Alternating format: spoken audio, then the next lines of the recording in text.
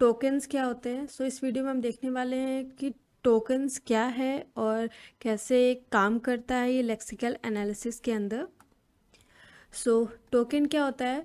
It is the sequence और characters that can be treated as a single logical unit और single logical entity in any programming language. ठीक है, और it is a smallest element और unit of any programming language that is meaningful to the compiler. इसका मतलब जो सबसे smallest unit है किसी भी प्रोग्रामिंग लैंग्वेज की, जो कि मीनिंगफुल है आपके कंपाइलर के लिए, तो वो क्या होता है? वो टोकन होता है। ठीक है, और आप क्या कह सकते हो कि ये क्या है? It is the sequence of characters that can be treated as a single logical unit.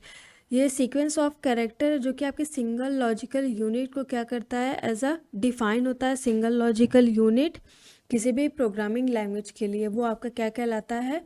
Token कहलाता है। एग्जाम्पल्स ऑफ टोकन्स यहाँ पे हम देख लेते हैं। इन सारे के लिए आपका क्या टोकन्स क्या होंगे? जनरेट होंगे। कीवर्ड्स के लिए भी आपका लेक्सिकल एनालिसिस टोकन जनरेट करेगा। आइडेंटिफायर के लिए भी operator, string, punctuation, integer, special character and constant and literals. So keywords क्या होते हैं? If, else, for, which, do, while, etc.. तो इन सब के लिए क्या होगा? टोकन जनरेट होगा। और टोकन इफ़ के लिए सिर्फ एक ही जनरेट होगा, एल्स के लिए सिर्फ एक जनरेट होगा, फॉर के लिए एक जनरेट होगा। ठीक है, ये यहाँ पे लिखा हुआ है कि it is the smallest element of unit of any programming language that is meaningful to the compiler. और यहाँ पे देखिए sequence of character that can be treated as a single logical unit और single logical entity in any programming language. ठीक है, सो अगर किसी भी प्रोग्राम में कुछ ऐसे करके दिया है, वहाँ पे ये कीवर्ड यूज़ किया है, तो इसके लिए एक टोकन जनरेट होगा। अभी हम आगे देखेंगे कि कैसे हम टोकन को जनरेट करते हैं। बस अभी यहाँ पे आप चीज़ों को समझते जाइए, फिर अभी हम आगे देखेंगे और डिटेल में। फिर आइडेंटिफायर के लिए भी आपके टोकन जनरेट होंगे। अब आइडेंटिफायर्स क्या होते हैं? बहुत लोग कंफ्यूज हो जाते हैं। ठीक है, सो आइडेंटिफायर क्या है कि we can start identifier from letters like A B C D X Y Z और underscore, but we can not start it from the digit. तो आइडेंटिफायर क्या है? ये सब बहुत आगे काम आएगा गाइस, इन सबको केयरफुली पढ़ते जाइए एंड नोट करते जाइए, बिकॉज इन्हीं जब हम क्वेश्चन को सॉल्व करेंगे लेक्सिकल एनालिसिस के अंदर टोकन्स जनरेट करने के लिए, तो वहाँ पे बच्चों को ये बहुत कन्फ्यूज़न हो जाती है। ठीक है, सो आइडेंटिफायर, तो आइडेंटिफायर के लिए टोकन जनरेट होगा। टोकन जब जनरेट होगा कब? जब ये कंडीशन आपकी सही होगी। क्या? कि आइडेंटिफायर जो होंगे वो आपके, सपोज आपने कोई वेरिएबल क्रिएट किया, वेरिएबल 1, तो इसके लिए टोकन जनरेट होगा। बट सपोज आपने ये लिख दिया 8 आइडेंटिफायर को डिफाइन करने के लिए, तो ये तो गलत हो गया। यहाँ पे लिखा हुआ है कि आइडेंटिफायर आपकी किसी भी लेटर से स्टार्ट हो सकता है, डिजिट से कभी स्टार्ट नहीं होगा, या फिर वो अंडरस्कोर से स्टार्ट होगा, उसके बाद आप कोई भी लेटर या डिजिट ले सकते हो। ठीक है, सो इसे याद रखिएगा गाइस, बहुत इंपॉर्टेंट है। ठीक है, फिर ऑपरेटर्स, अगेन ये सारे ऑपरेटर्स आप जानते ही हैं। ठीक है, इन हर एक ऑपरेटर के लिए एक टोकन जनरेट होगा। ठीक है, फिर स्ट्रिंग, स्ट्रिंग यहाँ पे ये बहुत इंपॉर्टेंट पॉइंट है गाइस, दिस एंड दिस, इसे नोट कर लीजिएगा। स्ट्रिंग के अंदर सपोज ये हेलो है, तो इस पूरे के लिए सिर्फ एक ही टोकन जनरेट होगा। ठीक है, सपोज अगर टोकन के अंदर लिखा होता है कि कंप्यूटर साइंस ऐसे करके, तो इसके और इसके लिए अलग अलग टोकन नहीं जनरेट होगा, इस पूरे के लिए सिर्फ एक ही टोकन जनरेट होगा। स्ट्रिंग के अंदर जो भी ये कितना भी लंबा आपका स्टेटमेंट लिखा हो, उसके लिए सिर्फ एक ही आपका टोकन जनरेट होगा। सेम आपका सिंगल स्ट्रिंग के लिए भी होता है। ठीक है, फिर पंचुएशन सिंबल के लिए भी सेम, इसके लिए एक जनरेट होगा टोकन, इसके लिए भी एक, इसके लिए भी एक, एंड कॉमा के लिए भी एक।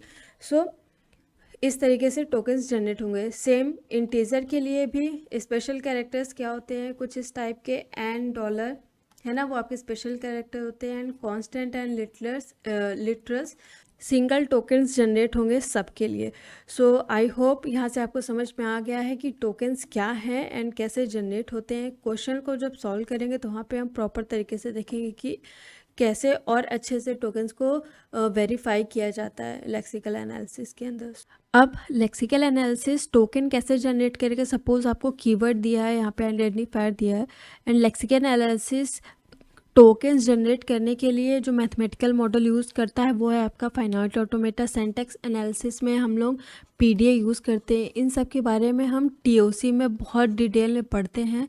यहाँ पे हम एक बस छोटा सा ओवरव्यू ले रहे हैं कि कैसे फाइनाइट ऑटोमेटा कीवर्ड्स को वेरीफाई करेगा कि जो भी कीवर्ड्स हैं वो आपके वैलिड हैं या फिर वैलिड नहीं है। ठीक है, वैलिड है तो सिंपली टोकन जनरेट करेगा, अगर वैलिड है तो सिंपली वो टोकन जनरेट करेगा, वैलिड नहीं है तो वो एरर देगा आपको, राइट।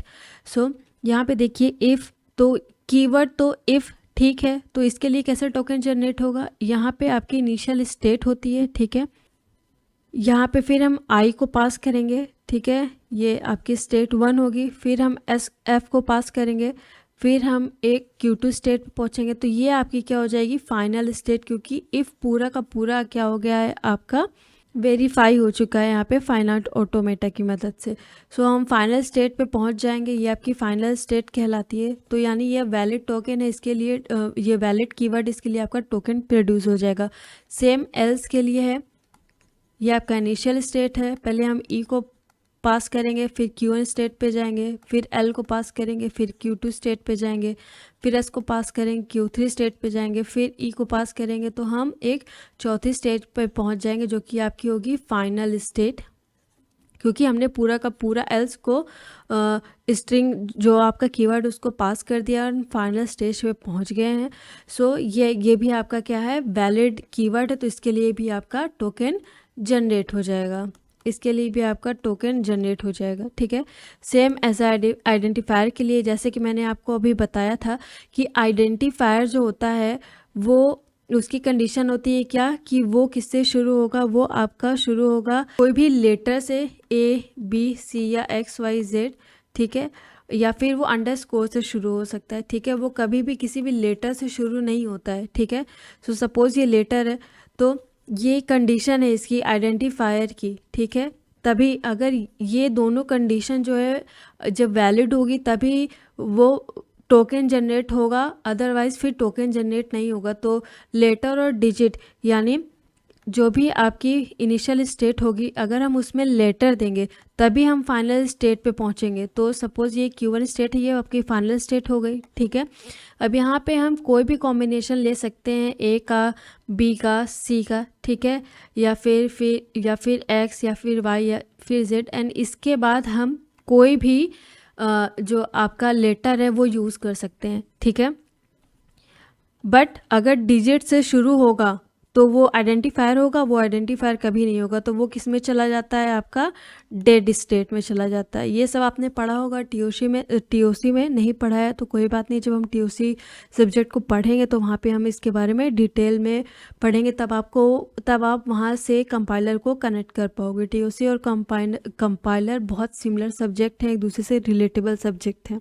ठीक है, सो यहाँ पे भी हम 0 से 9 जो भी आपका डिजिट है उससे जो भी आपका यहाँ पे स्ट्रिंग होगी वो आपकी डेड स्टेट में जाएगी, मतलब वो वैलिड नहीं होगी, वो उसके लिए टोकन जनरेट नहीं होगा। ठीक है, तो ये आपके नॉट वैलिड हैं, टोकन जनरेट नहीं होगा, यहाँ पे टोकन जनरेट नहीं होगा। और ये आपके वैलिड स्टेट है तो यहाँ पे आपका टोकन जनरेट होगा। सो आई होप गाइस यहाँ से आपको समझ में आ गया है कि टोकन है क्या, एंड एग्जांपल में मैंने आपको अच्छे से यहाँ पे समझा दिया है किसके लिए टोकन जनरेट होगा, किसके लिए टोकन जनरेट नहीं होगा, और अच्छे से समझ में आएगा जब हम क्वेश्चंस को सॉल्व करेंगे। सो कोई भी क्वेरी हो तो नीचे आप मुझे कमेंट में करके पूछ सकते हैं।